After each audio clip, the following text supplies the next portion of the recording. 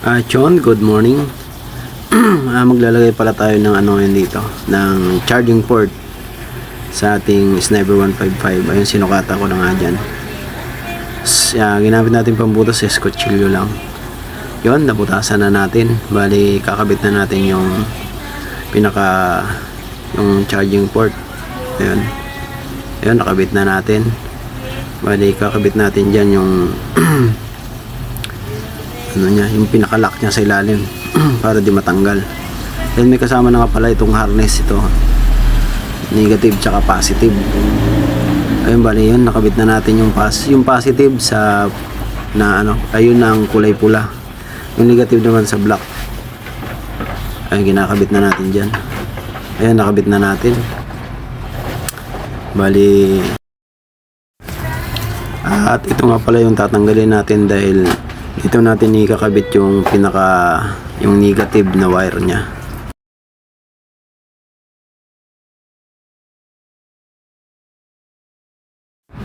Bali dyan natin nilalagay yan, yan, bali ground nya, sa pinaka ground nya.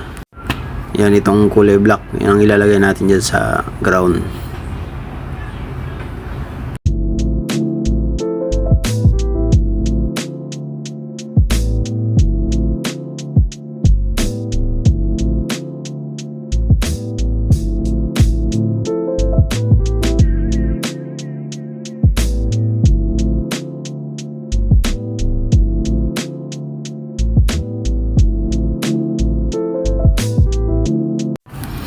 At itong kulay red, ito yung positive Bali, kakabit natin to sa pinaka dun sa katabi ng ignition. Ayun, puputulin na natin to, dahil ikakabit na natin dun sa bali pinaka terminal ng supply nya, para magkaroon na tayo ng charger. Ayun, binalatan na natin.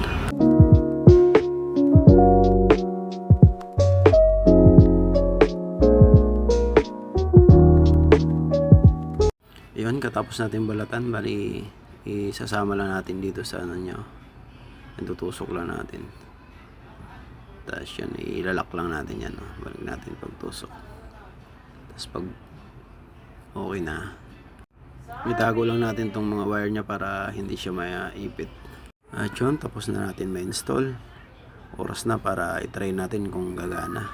The moment of truth.